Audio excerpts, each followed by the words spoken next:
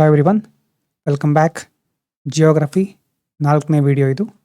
ಇವತ್ತು ನಾವು ತಿಳ್ಕೊಳ್ಳಿಕ್ಕೆ ಹೊರಟಿರೋದು ಸ್ಪೇಷಿಯಲ್ ಥಿಂಕಿಂಗ್ ಆ್ಯಂಡ್ ಸ್ಕೇಲ್ ಅನ್ನುವಂಥ ಕಾನ್ಸೆಪ್ಟ್ ಬಗ್ಗೆ. ಕಾನ್ಸೆಪ್ಟನ್ನು ತಿಳ್ಕೊಳ್ಳೋಕ್ಕಿಂತ ಮೊದಲು ಒಂದು ಉದಾಹರಣೆ.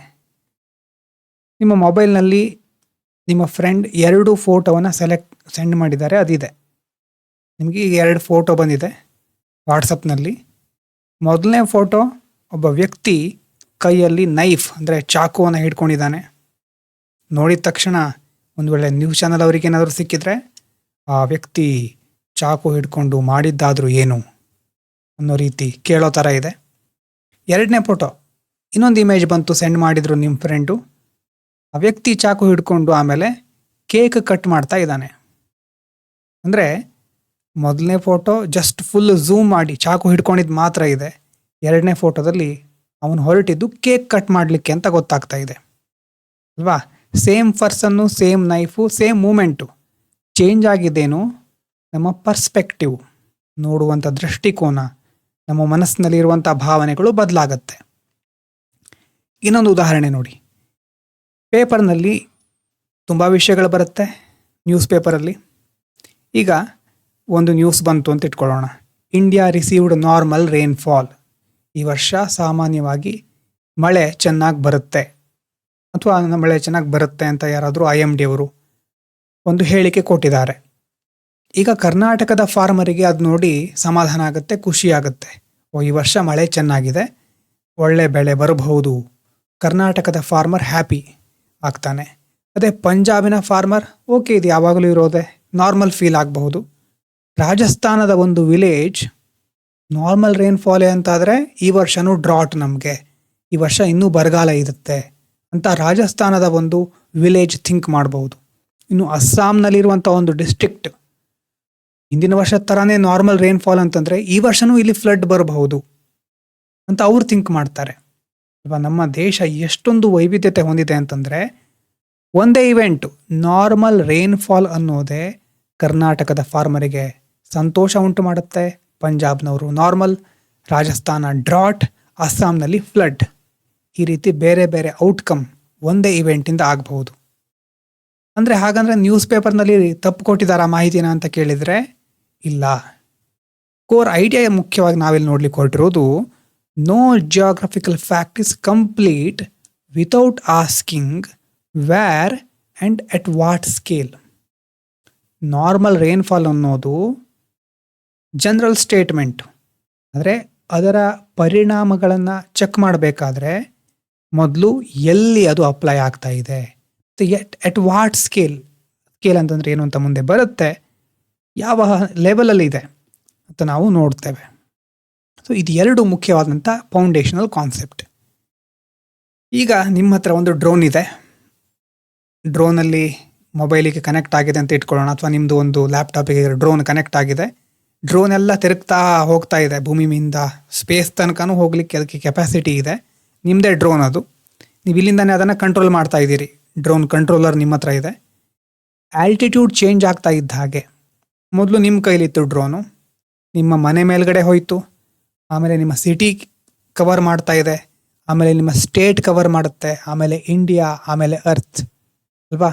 ಈ ರೀತಿ ಅಷ್ಟರ ತನಕನೂ ಅದು ಹೋಗುವಷ್ಟು ಕೆಪಾಸಿಟಿ ಇದೆ ಅಂತ ಇಟ್ಕೊಳ್ಳಿ. ಈ ಡ್ರೋನ್ ಎಕ್ಸಾಂಪಲ್ ತಗೊಂಡು ನಾವು ಒಂದೊಂದಾಗಿ ನೋಡ್ತಾ ಹೋಗೋಣ. ಸ್ಕೇಲನ್ನು ಅಥವಾ ಸ್ಪೇಷಿಯಲ್ ಥಿಂಕಿಂಗನ್ನು ಅರ್ಥ ಮಾಡಿಕೊಳ್ಳೋಣ. ಮೊದಲನೇದು ಲೋ ಆಲ್ಟಿಟ್ಯೂಡ್. ಇದರಲ್ಲಿ ನಮ್ಮ ಮನೆ, ನಮ್ಮದೊಂದು ಮನೆ ಇದೆ ಅಂತ ಇಟ್ಕೊಳ್ಳಿ, ಪಕ್ಕದಲ್ಲಿ ರೋಡ್ ಇದೆ, ಓಕೆನಾ.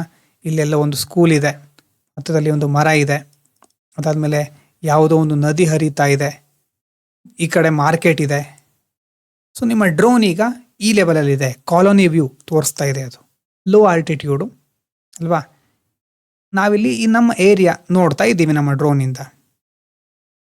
ಈಗ ನೀವು ದೆಹಲಿಲಿದ್ದೀರಾ ಅಂತ ಇಟ್ಕೊಳ್ಳಿ, ದೆಹಲಿ ತುಂಬ ಜನಸಂದಣಿ ಜಾಸ್ತಿ ಇದೆ ಅಲ್ವಾ. ಈಗ ನಾವು ಸಾಮಾನ್ಯವಾಗಿ ಡ್ರೋನಿಂದ ನೋಡಿದಾಗ ದೆಹಲಿಯ ಒಂದು ಇಮೇಜ್ ಕಣ್ಣ ಮುಂದೆ ಬರುತ್ತೆ. ಆದರೆ ಜಿಯೋಗ್ರಫಿಯಲ್ಲಿ ನಾವು ಇಮೇಜನ್ನು ನೋಡಿ ಸುಮ್ಮನಿರೋದಿಲ್ಲ. ನಾವೇನು ಮುಂದೆ ಪ್ರಶ್ನೆ ಮಾಡ್ತೇವೆ ಅಂತಂದರೆ, ವ್ಯಾರ್ ಇಸ್ ಡೆಲ್ಲಿ ಅಂತ ಆಯಿತು, ನಮ್ಗೆ ಗೊತ್ತಾಯಿತು. ಅದರ ಜೊತೆ why is Delhi located there, Delhi ಅನ್ನುವಂಥ ಪ್ರದೇಶ ಇಲ್ಲೇ ಇರಲಿಕ್ಕೆ ಏನು ಕಾರಣ, ಅಷ್ಟೊಂದು ಜನಸಂಖ್ಯೆ ಯಾಕಿದೆ? ಆ NCR ಸುತ್ತಮುತ್ತಾನೆ ಅಲ್ಲಿ ಇಂಡಸ್ಟ್ರಿಗಳು ಯಾಕೆ ಜಾಸ್ತಿ ಕಂಡು ಬರುತ್ತೆ? ಮತ್ತು ವಿಂಟರ್ ಪೊಲ್ಯೂಷನ್ ಯಾಕಾಗುತ್ತೆ ಅಲ್ಲಿ ಅಲ್ವಾ? ದೆಹಲಿಗೂ ಪಂಜಾಬ್ ಕ್ರಾಪ್ ಬರ್ನಿಂಗಿಗೂ ಏನು ಲಿಂಕೇಜು? ಹಿಮಾಲಯನ್ ವಿಂಡ್ಸಿಗೂ ಇದಕ್ಕೂ ಏನಾದರೂ ಸಂಬಂಧ ಇದೆಯಾ? ಯಮುನಾ ರಿವರ್, ವೆಹಿಕಲ್ ಎಮಿಷನ್, ಎಲ್ಲದಕ್ಕೂ ದೆಹಲಿಯಲ್ಲಿ ಆಗ್ತಾ ಇರುವಂಥ ಆ್ಯಕ್ಟಿವಿಟೀಸ್ಗಳು ಹೇಗೆ ಕಾರಣ ಆಗುತ್ತೆ ಅಲ್ವಾ? ಒಂಥರ ಡಿಟೆಕ್ಟಿವ್ ವರ್ಕ್ ಇದು. ಡಿಟೆಕ್ಟಿವ್ಸ್ ಇರ್ತಾರೆ ನೋಡಿ, ಗೂಢಚಾರಿಗಳು. ಬರೀ ನಮಗೆ ಒಂದು ಫೋಟೋ ಸಿಕ್ಕಿದ್ರೆ ನಾವು ನೋಡ್ಕೊಂಡು ಸುಮ್ಮನಿರ್ತೇವೆ. ಡಿಟೆಕ್ಟಿವ್ಸ್ ಆಗಲ್ಲ. ಸುತ್ತಮುತ್ತಲು ಅಬ್ಸರ್ವ್ ಮಾಡಿ, ಫೋಟೋದಲ್ಲಿರುವಂಥ ಪ್ರತಿಯೊಂದನ್ನು ನೋಡಿ, ಪ್ರಶ್ನೆಗಳನ್ನು ಕೇಳಿ ಅಲ್ವಾ, ಸತ್ಯವನ್ನು ಪಡ್ಕೊಳ್ಳುವಂಥ ಒಂದು ಹಂಬಲ ಇರುತ್ತೆ. ಸೊ ಜಿಯೋಗ್ರಫಿ ಸಹ ಹಾಗೆ ಡಿಟೆಕ್ಟಿವ್ ವರ್ಕ್ ಇದು. ನೋಡಿದ ತಕ್ಷಣ ಅದಕ್ಕೆ ಸಂಬಂಧಪಟ್ಟಂತಹ ಎಲ್ಲ ವಿವರಗಳನ್ನು ಕಲೆ ಹಾಕೋದು. ಹಾಗಾದರೆ ಏನು ಸ್ಪೇಷಿಯಲ್ ಥಿಂಕಿಂಗ್ ಅಂತಂದರೆ? Ability to understand world through space, ಸ್ಥಳಾವಕಾಶವನ್ನು, ಜಾಗವನ್ನು ಅರ್ಥ ಮಾಡ್ಕೊಳ್ಳೋದು. ರಿಲೇಷನ್ಶಿಪ್ಸ್, ಒಂದು ಪ್ರದೇಶ ಇನ್ನೊಂದು ಪ್ರದೇಶದ ಜೊತೆ ಯಾವ ರೀತಿ ಸಂಬಂಧವನ್ನು ಇಟ್ಕೊಂಡಿದೆ, ಪ್ಯಾಟರ್ನ್ಸ್ ಏನಾದರೂ ಕಂಡು ಬರುತ್ತಾ, ಕನೆಕ್ಷನ್ಸ್ ಯಾವ ಥರ ಇದೆ, ಡಿಸ್ಟ್ರಿಬ್ಯೂಷನ್ ಮತ್ತು ಯಾವ ರೀತಿ ಬದಲಾವಣೆಗಳಾಗ್ತಾ ಇದೆ. ಇದು ಎಲ್ಲವನ್ನು ನಾವು ಅಭ್ಯಾಸ ಮಾಡೋದ್ರ ಮೂಲಕ ಜಗತ್ತನ್ನು ಅರ್ಥ ಮಾಡ್ಕೊಳ್ತಾ ಇದ್ದೇವೆ.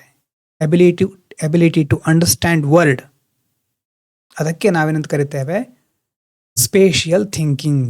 ಎಲ್ಲ ವಿಷಯಗಳ ಮೂಲಕ ಜಗತ್ತನ್ನು ಅರ್ಥ ಮಾಡಿಕೊಳ್ಳುವಂಥ ಸಾಮರ್ಥ್ಯ. ಬರೀ ಲೊಕೇಶನ್ ಎಲ್ಲಿದೆ ಅಂತ ನೋಡೋದಲ್ಲ. ಆದರೆ ಸ್ಟಾರ್ಟ್ ಆಗೋದು ಲೊಕೇಶನ್ನಿಂದಾನೆ ಅಲ್ವಾ? ಫಸ್ಟ್ ನಾವು ನೋಡೋದು ಲೊಕೇಶನ್ನಿಂದ, ಸ್ಟಾರ್ಟ್ ಮಾಡೋದಲ್ಲಿಂದಾನೆ. ವ್ಯಾರ್ ಇಸ್ ಸಮಥಿಂಗ್ ಅಂತ ನಾವು ಫಸ್ಟ್ ನೋಡ್ತೇವೆ. ಅದರ ಜೊತೆ ಈಗ ಟೀ ಪ್ಲಾಂಟೇಶನ್ ಅಸ್ಸಾಂನಲ್ಲಿದೆ. ಆದರೆ ಅಸ್ಸಾಂನಲ್ಲೇ ಯಾಕಿದೆ? ರಾಜಸ್ಥಾನದಲ್ಲಿ ಟೀ ಪ್ಲಾಂಟೇಶನ್ ಯಾಕೆ ಜಾಸ್ತಿ ಇಲ್ಲ? ಹಿಮಾಲಯಾಸ್ಗಳಲ್ಲಿ ಯಾಕೆ ಅರ್ಥಕ್ವೇಕ್ ಆಗುತ್ತೆ? ಬೆಂಗಳೂರು, ಹೈದರಾಬಾದ್ಗಳಲ್ಲೇ ಯಾಕೆ IT ಇಂಡಸ್ಟ್ರಿ ಜಾಸ್ತಿ ಬೆಳೀತಾ ಇದೆ ಅಲ್ವಾ? Why here and not somewhere else?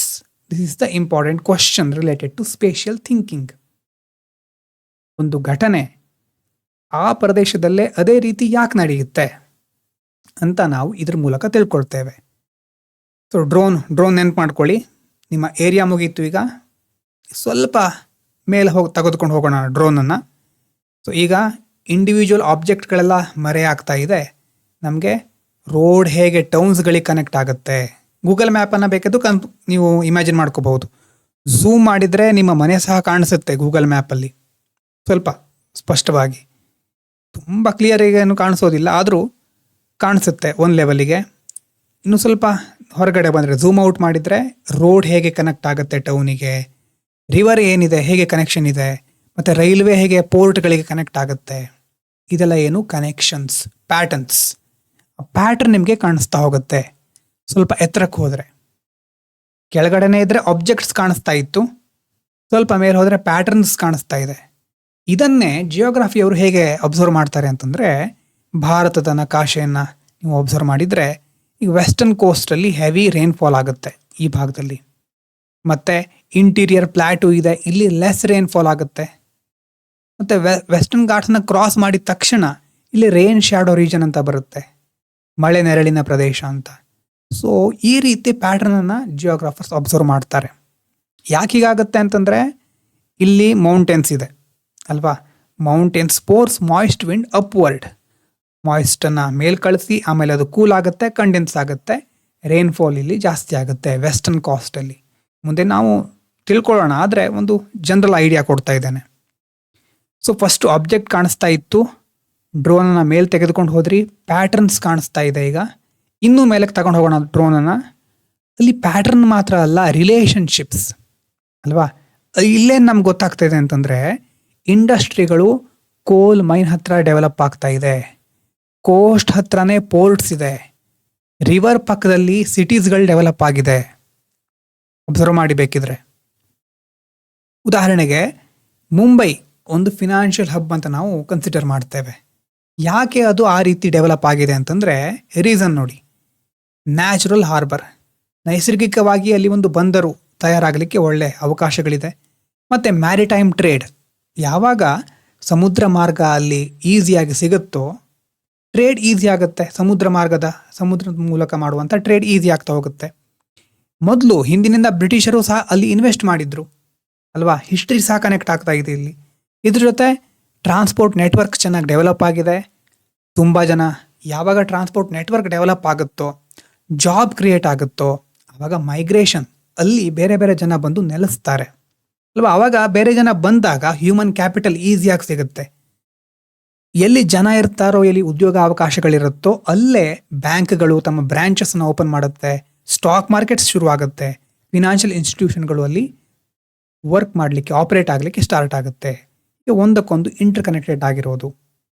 ಹೇಗಿರುತ್ತೆ ಅದು? ಫಸ್ಟು ಆ ಪ್ರದೇಶ ಫರ್ಟೈಲ್ ಪ್ಲೇನ್ಸು ಒಂದಿದೆ ಅಂತ ಇಟ್ಕೊಳ್ಳೋಣ. ಉತ್ತರ ಭಾರತದಲ್ಲಿ ಫರ್ಟೈಲ್ ಪ್ಲೇನ್ ಇದ್ದ ತಕ್ಷಣ, ಫಲವತ್ತಾದ ಭೂಮಿ ಇದ್ದಾಗ ಅಲ್ಲೇನು ಮಾಡ್ತಾರೆ? ಬಂದು ಅಗ್ರಿಕಲ್ಚರ್ ಸ್ಟಾರ್ಟ್ ಮಾಡ್ತಾರೆ. ಅಗ್ರಿಕಲ್ಚರ್ ಸ್ಟಾರ್ಟ್ ಮಾಡಿದ ಮೇಲೆ ಬೆಳೆದಂತಹ ಉತ್ಪನ್ನಗಳನ್ನು ಮಾರಾಟ ಮಾಡಲಿಕ್ಕೆ ಪಕ್ಕದಲ್ಲಿ ಮಾರ್ಕೆಟ್ ಓಪನ್ ಆಗುತ್ತೆ ಅಲ್ವಾ? ಮಾರ್ಕೆಟ್ ಅಂತಂದರೆ ಮಾರ್ಕೆಟ್ ಅವರು ಹೋಲ್ಸೇಲ್ ಆಗಿ ಇಲ್ಲಿಂದ ಕೊಂಡ್ಕೊಳ್ಬಹುದು. ಇದನ್ನು ರಿಟೇಲ್ ಆಗಿ ಬೇರೆ ಬೇರೆ ಬೇರೆ ಪ್ರದೇಶಗಳಿಗೆ ತಲುಪಿಸ್ಬೇಕಲ್ವಾ? ಆವಾಗ ಇದರಿಂದ ಏನು ಬರುತ್ತೆ? ಇಲ್ಲಿ ಯಾವ ವಲಯ ಶುರುವಾಗುತ್ತೆ? ಟ್ರಾನ್ಸ್ಪೋರ್ಟ್ ಸೆಕ್ಟರ್ ಕನೆಕ್ಟ್ ಆಗುತ್ತೆ ಇಲ್ಲಿ. ಸೊ ಆ ಟ್ರಾನ್ಸ್ಪೋರ್ಟ್ ಜೊತೆ ಇದನ್ನು ಎಲ್ಲ ನಿರ್ವಹಿಸಲಿಕ್ಕೆ ಬೇರೆ ಬೇರೆ ಇಂಡಸ್ಟ್ರಿಗಳು ಬೇಕು. ಇಂಡಸ್ಟ್ರಿಗಳು ತಲೆ ಎತ್ತುತ್ತವೆ. ಇಂಡಸ್ಟ್ರಿಗಳು.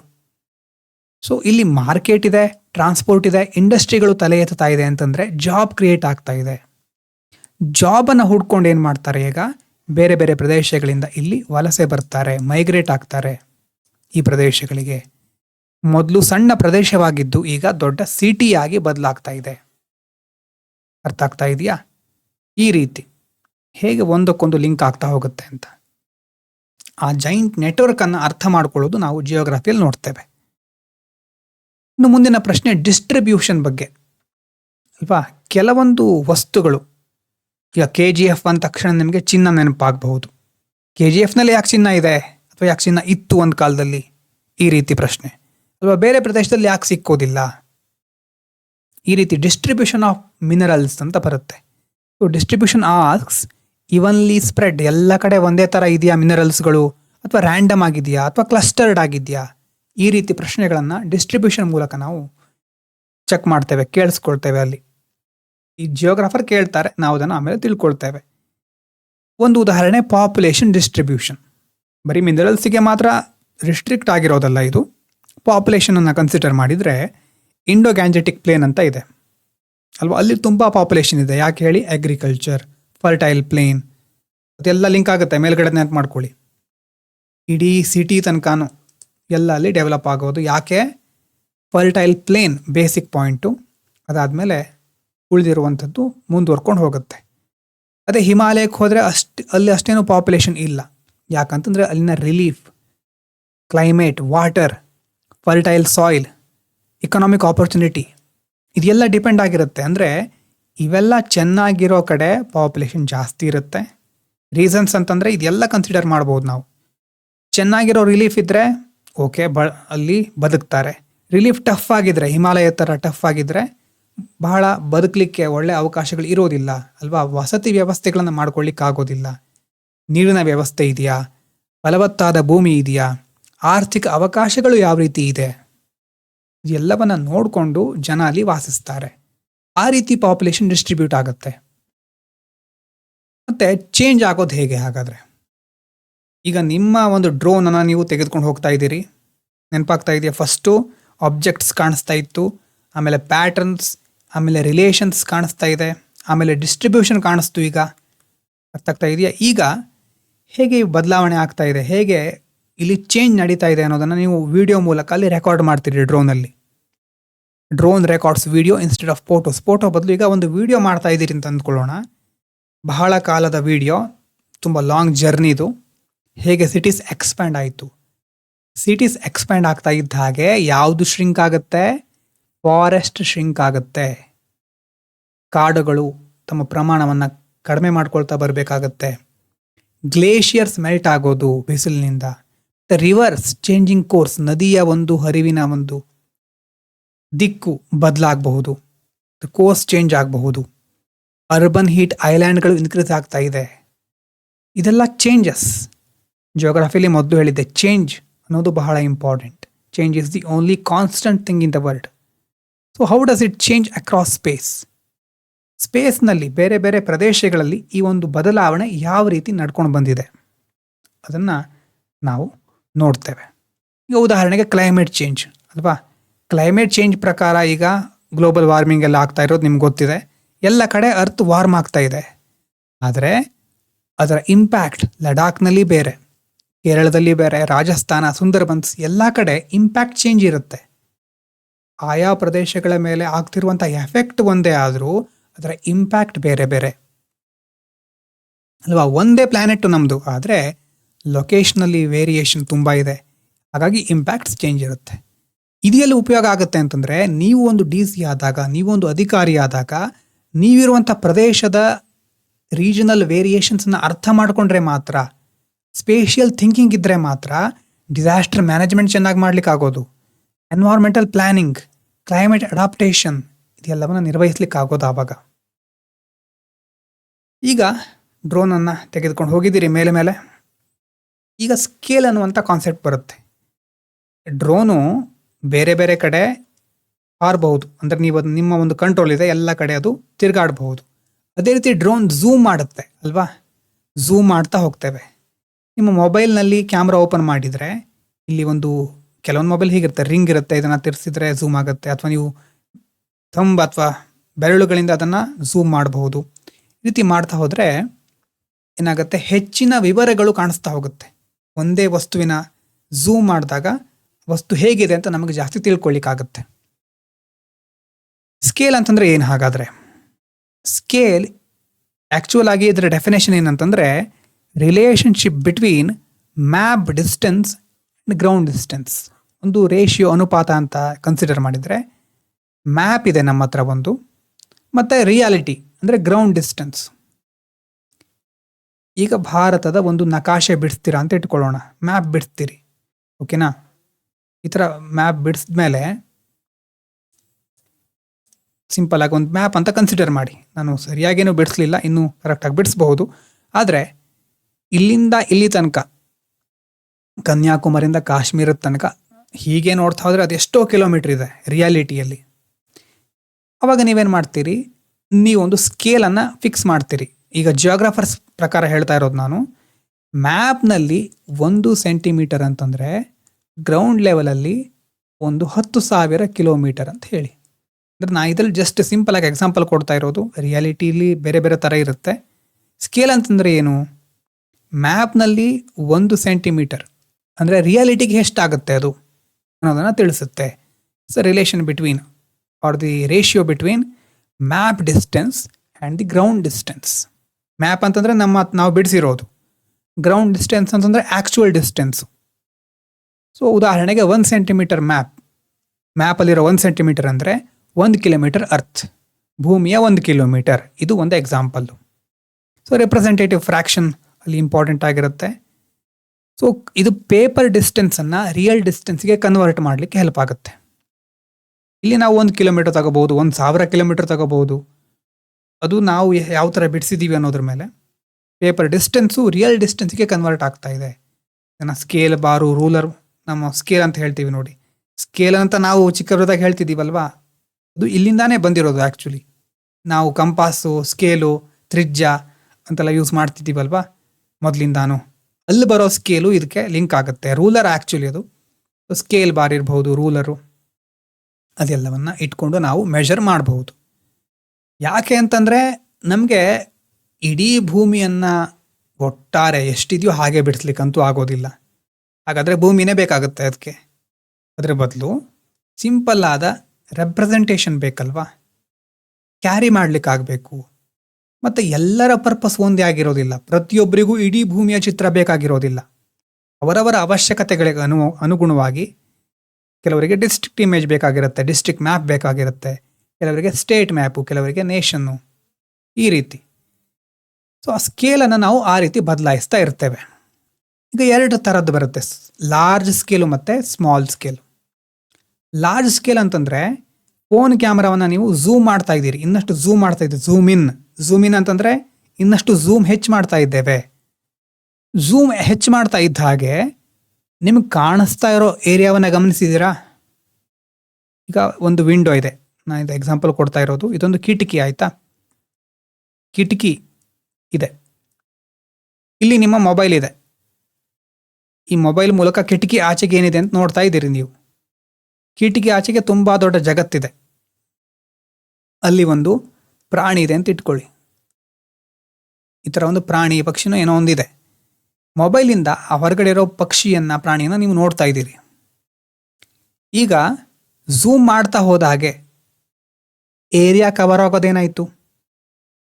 ನೀವು ಝೂಮ್ ಮಾಡದೇ ಇದ್ರೆ ಇದೆಲ್ಲ ಕಾಣಿಸ್ತಾ ಇತ್ತು. ಝೂಮ್ ಜಾಸ್ತಿ ಮಾಡ್ತಾ ಇದ್ದಾಗೆ ಪಕ್ಷಿಯೊಂದೇ ಕಾಣಿಸ್ಲಿಕ್ಕೆ ಶುರುವಾಗುತ್ತೆ. ಪಕ್ಷಿಗೆ ಅಥವಾ ಪ್ರಾಣಿಗೆ ಏನಾದರೂ ಯಾವ ಕಲರ್ ಇದೆ ಪ್ರಾಣಿ ಅಂತ ಗೊತ್ತಾಗ್ತಾ ಹೋಗುತ್ತೆ. ಅದಕ್ಕೆ ಕಾಲು, ಕೈ, ರೆಕ್ಕೆ ಪುಕ್ಕ ಏನಾದರೂ ಇದೆಯಾ, ನಿಜವಾಗ್ಲೂ ಪ್ರಾಣಿನ ಅದು ಪಕ್ಷಿನ ಇದು. ಝೂಮ್ ಮಾಡ್ತಾ ಇದ್ದ ಹಾಗೆ ಏರಿಯಾ ಏನಾಯಿತು, ಚಿಕ್ಕದಾಗ್ತಾ ಬಂತು. ಯಾಕೆ ಚಿಕ್ಕದಾಗ್ತಾ ಬಂತು? ಯಾವ ಏರಿಯಾ ಹೇಳಿ? ಮೊದಲು ಇಡೀ ಏರಿಯಾ ಕವರ್ ಆಗ್ತಾ ಇತ್ತು. ಝೂಮ್ ಮಾಡ್ತಾ ಇದ್ದ ಹಾಗೆ ಪಕ್ಷಿ ಮಾತ್ರ ಕವರ್ ಆಗ್ತಾ ಇದೆ ಈಗ. ಸೊ ಏರಿಯಾ ಚಿಕ್ಕದಾಯ್ತಲ್ವಾ? ಆದರೆ ಆ ಪಕ್ಷಿ ಬಗ್ಗೆ ನಿಮಗೆ ಜಾಸ್ತಿ ಡೀಟೇಲ್ಸ್ ಸಿಗ್ತಾ ಇದೆ. ಸೊ ಝೂಮ್ ಜಾಸ್ತಿ ಮಾಡಿದ ಹಾಗೆ ಏರಿಯಾ ಚಿಕ್ಕದಾಗ್ತಾ ಇದೆ, ಆದರೆ ಪಕ್ಷಿಯ ಬಗೆಗಿನ ಡೀಟೇಲ್ಸ್ ಜಾಸ್ತಿ ಸಿಗ್ತಾ ಇದೆ. ಸೊ ಒಂದು small area, maximum detail. Zoom in, ಇದು ಲಾರ್ಜ್ ಸ್ಕೇಲ್ ಮ್ಯಾಪ್. ಸ್ಕೇಲ್ ಜಾಸ್ತಿ ಇದೆ. ಸ್ಕೇಲ್ ಜಾಸ್ತಿ ಇದ್ದಾಗ ಡೀಟೇಲ್ಸ್ ಜಾಸ್ತಿ ಆಗ್ತಾ ಹೋಗುತ್ತೆ, ಏರಿಯಾ ಚಿಕ್ಕದಾಗ್ತಾ ಹೋಗುತ್ತೆ. ಉದಾಹರಣೆಗೆ road, school, hospital, park, building, vehicle ಇದೆಲ್ಲವನ್ನ ತೋರಿಸ್ಲಿಕ್ಕೆ ಲಾರ್ಜ್ ಸ್ಕೇಲ್ ಮ್ಯಾಪನ್ನು ಯೂಸ್ ಮಾಡ್ತೇವೆ. ಮ್ಯಾಪಿನ ಒಂದು ಫಾರ್ಮುಲಾ ಇದೆ, ಅದನ್ನು ಬೈಹರ್ಟ್ ಮಾಡಬೇಕು ಅಂತೇನಿಲ್ಲ. ನೀವು ಸ್ಕೇಲ್ ಬಗ್ಗೆ, ಸ್ಕೇಲಿಗೆ ಸಂಬಂಧಪಟ್ಟಾಗೆ ಸಿಂಪಲ್ ಆದ ಫಾರ್ಮುಲಾ ಇದೆ. ಅಂದರೆ distance on the map, distance on the ground, ಈ ರೀತಿ ಫಾರ್ಮುಲಾ ಬರುತ್ತೆ. ಸೊ ಕೆಳಗಡೆ ಆ್ಯಕ್ಚುಯಲ್ ಡಿಸ್ಟೆನ್ಸ್ ಹೆಚ್ಚಾಗ್ತಾ ಇದ್ದರೆ, ಇದು 1 ಸೆಂಟಿಮೀಟರ್ ಮಾತ್ರ ಇದೆ ಅಂತ ಇಟ್ಕೊಳ್ಳಿ. ಇದೆಲ್ಲ ನಾನು ಎಕ್ಸ್ಪ್ಲೇನ್ ಯಾಕೆ ಮಾಡ್ತಿದ್ದೇನೆ ಅಂತಂದರೆ ಪರೀಕ್ಷೆಗೆ ಇಂಪಾರ್ಟೆಂಟ್ ಅಂತಲ್ಲ, ಆದರೆ ಬೇಸಿಕ್ ಡೀಟೇಲ್ಸ್ ಅಂತ ಬರಲಿ ಅಂತ. ಬೇಕಿದ್ರೆ ನೀವು ಸ್ಕಿಪ್ ಮಾಡಿ ಮುಂದೆ ಹೋಗಬಹುದು. ಸೊ ಸ್ಕೇಲಲ್ಲಿ 1 ಸೆಂಟಿಮೀಟರ್ ಅಷ್ಟೇ ಇದೆ. ಆ್ಯಕ್ಚುಯಲ್ ಡಿಸ್ಟೆನ್ಸ್ ಹೆಚ್ಚಾಗ್ತಾ ಇದೆ ಅಂತಂದರೆ ಯಾವುದೇ ವಿಷಯ ಆದರೂ ನೋಡಿ, 1/10 ಅಂತಂದರೆ ಎಷ್ಟು? 0.1. ಓಕೆನಾ? 1/100 ಅಂತಂದರೆ ಎಷ್ಟು? 0.01 ಅಲ್ವಾ? ಈ ರೀತಿ ಮತ್ತೆ ನೀವು ಹೆಚ್ಚು ಮಾಡ್ಕೋ 0.01 ಈ ಥರ ಮಾಡ್ಕೊಳ್ತಾ ಹೋಗ್ಬೋದು ಎಷ್ಟು ಬೇಕಾದರೂ. ಆದರೆ ಇಲ್ಲಿ ನೋಡಿ, ಈಗ 0.1 ಮತ್ತು 0.01 ಯಾವುದು ದೊಡ್ಡದು? 0.1 ದೊಡ್ಡದು. ಸೊ ಸ್ಕೇಲಲ್ಲಿ ಉತ್ತರ ನಮಗೆ 0.1 ಬಂತು ಅಂತಂದರೆ ಅದು ದೊಡ್ಡದು. 0.01ಕ್ಕಿಂತ 0.1 ದೊಡ್ಡದು. ಇಷ್ಟು ಗೊತ್ತಿದೆ ಅಂತ ಅಂದ್ಕೊಳ್ತೇನೆ. ಇಲ್ಲಿದ್ರೆ CSAT ಮತ್ತೆ ಡಿಸ್ಕಸ್ ಮಾಡೋಣ ಡೀಟೇಲ್ ಆಗಿದೆಲ್ಲ. ಮ್ಯಾಥ್ಸನ್ನು ಅಲ್ಲಿ ಡಿಸ್ಕಸ್ ಮಾಡೋಣ ಡಿಸೆಂಬರ್. ಆವಾಗ ಗೊತ್ತಾಗದಿದ್ರೆ ಏನು ತಲೆ ಕೆಡಿಸ್ಕೋಬೇಕಾದ ಅವಶ್ಯಕತೆ ಇಲ್ಲ. ಆದರೆ ಸ್ಕೇಲ್ ಜಾಸ್ತಿ ಇದ್ದ ಹಾಗೆ ಏನಾಗುತ್ತೆ? ಸ್ಕೇಲ್ ಜಾಸ್ತಿ ಇದೆ ಅಂತಂದರೆ ಅದು ಕವರ್ ಮಾಡ್ತಾ ಇರೋ ಏರಿಯಾ ಕಡಿಮೆ ಇದೆ, ಆದರೆ ಡೀಟೇಲ್ಸ್ ಜಾಸ್ತಿ ಇದೆ. ಕೆಳಗಡೆ ಇರುವಂಥ ಡಿಸ್ಟೆನ್ಸ್ ಕಡಿಮೆ ಇದ್ದರೆ ಮಾತ್ರ ಮೇಲ್ಗಡೆ ಅದು ಹೆಚ್ಚು ಆಗಿ ಸ್ಕೇಲ್ ಜಾಸ್ತಿ ಬರುತ್ತೆ. ಯಾಕಂದರೆ ಇದು ಡಿವಿಷನ್, ಮಲ್ಟಿಪ್ಲಿಕೇಶನ್ ಅಲ್ಲ. ಕೆಳಗಡೆ ಜಾಸ್ತಿ ಆಗ್ತಾ ಇದ್ದ ಹಾಗೆ ಸ್ಕೇಲ್ ಕಡಿಮೆ ಆಗ್ತಾ ಹೋಗುತ್ತೆ. ಸೊ ನೀವು ಝೂಮ್ ಮಾಡ್ತಾ ಇದ್ದ ಹಾಗೆ ಏರಿಯಾ ಕವರ್ ಆಗೋದು ಕಡಿಮೆ ಆಗುತ್ತೆ ಮತ್ತು ಡೀಟೇಲ್ಸ್ ಜಾಸ್ತಿ ಸಿಗ್ತಾ ಹೋಗುತ್ತೆ. ಅದು ಲಾರ್ಜ್ ಸ್ಕೇಲ್. ಅದನ್ನು ಸಿಟಿ ಪ್ಲ್ಯಾನಿಂಗು, ಇಂಜಿನಿಯರಿಂಗು, ಮುನ್ಸಿಪಲ್ ಸರ್ವೇಸ್ಗಳಲ್ಲಿ ಯೂಸ್ ಮಾಡ್ತಾರೆ. ಲಾರ್ಜ್ ಸ್ಕೇಲ್ ಅಂತಂದರೆ ಏನು? ಜಾಸ್ತಿ ಡೀಟೇಲ್ಸ್ ಇರುತ್ತೆ, ಏರಿಯಾ ಚಿಕ್ಕದಿರುತ್ತೆ ಕವರ್ ಆಗೋದು. ಇನ್ನು ಮೀಡಿಯಮ್ ಸ್ಕೇಲ್ ಅಂತಂದರೆ ಝೂಮ್ ಔಟ್ ಮಾಡ್ತಾ ಬರ್ತೀರಿ. ಝೂಮ್ ಇನ್ ಮಾಡಿದ್ರಿ, ಝೂಮ್ ಔಟ್ ಮಾಡ್ತಾ ಬಂದ್ರಿ, ಸ್ವಲ್ಪ ಸಿಟಿ ಕಾಣಿಸ್ತು, ತುಂಬ ರೋಡ್ಸ್ಗಳು ಎಲ್ಲ ಕಾಣಿಸ್ತಾ ಇದೆ. ಇದನ್ನು ಯೂಸ್ ಮಾಡೋದು ಯಾವಾಗ? District planning, resource mapping, administrative management, ಇಲ್ಲೆಲ್ಲ. ಇನ್ನು ತುಂಬ ಸ್ಮಾಲ್ ಸ್ಕೇಲ್ ಮ್ಯಾಪ್ ಅಂತಂದರೆ ತುಂಬ ಹೊರಗಡೆ ಝೂಮ್ ಔಟ್ ಮಾಡಿದ್ದೀರಿ. ನಾನು ಆವಾಗ ಕೊಟ್ಟ ಎಕ್ಸಾಂಪಲು ಪ್ರಾಣಿ ಇತ್ತು.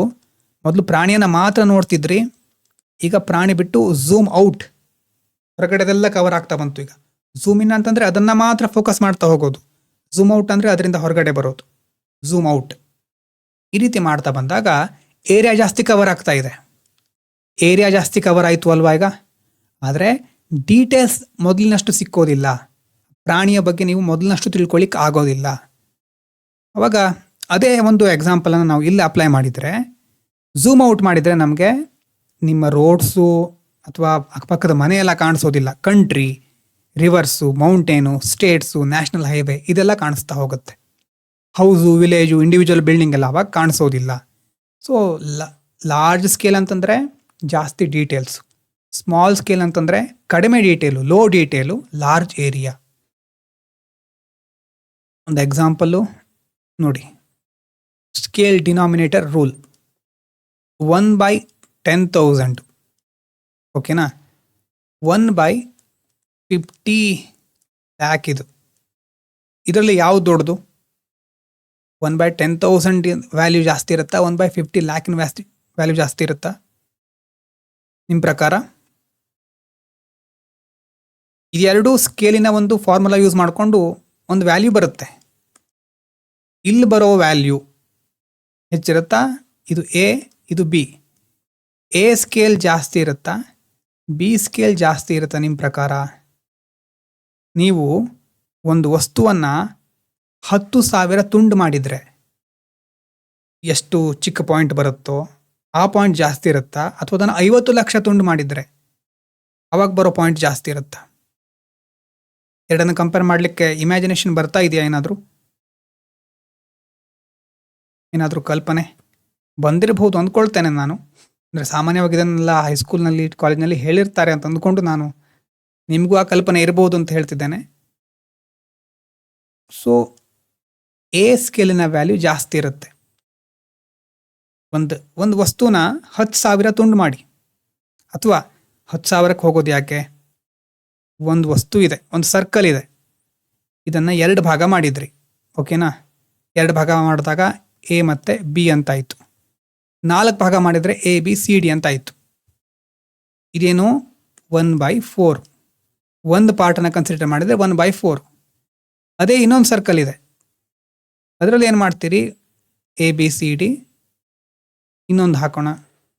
Total A B C D E F G H.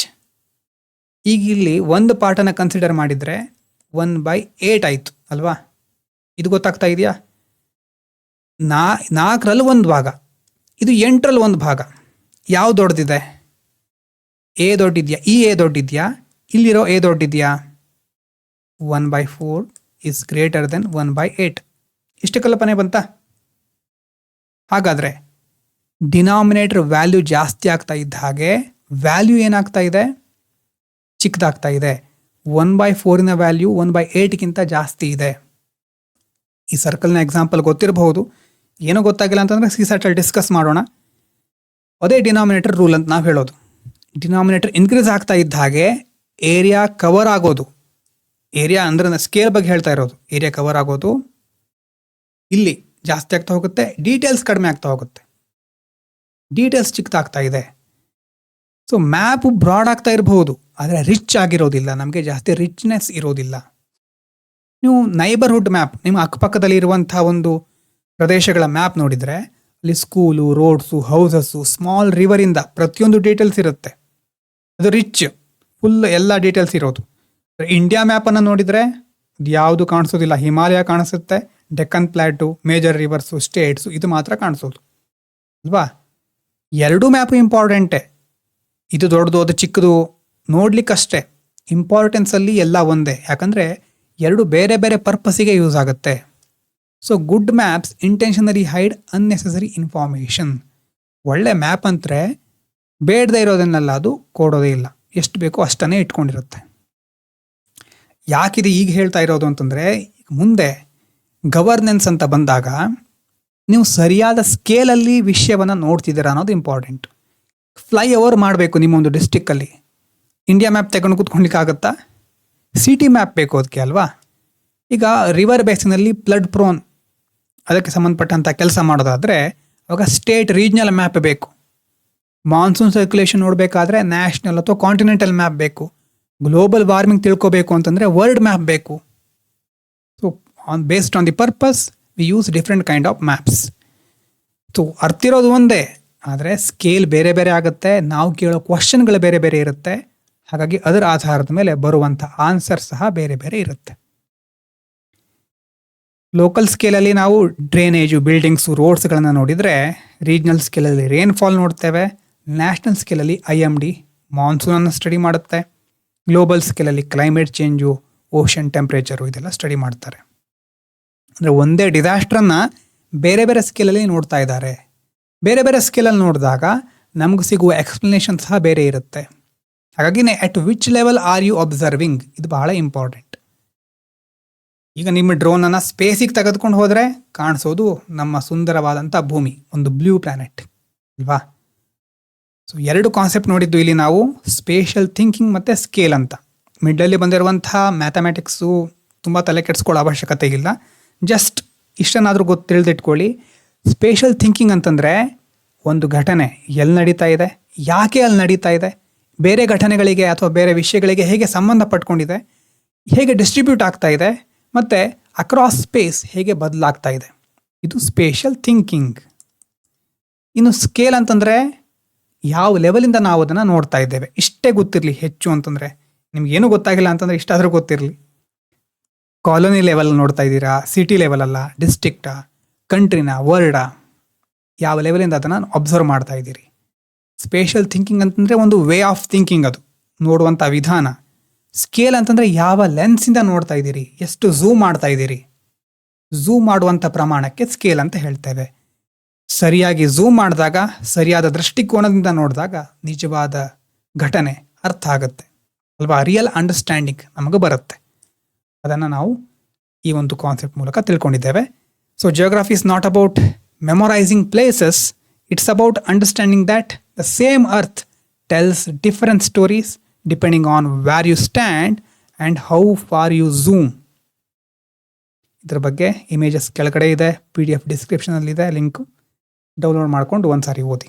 Thank you so much.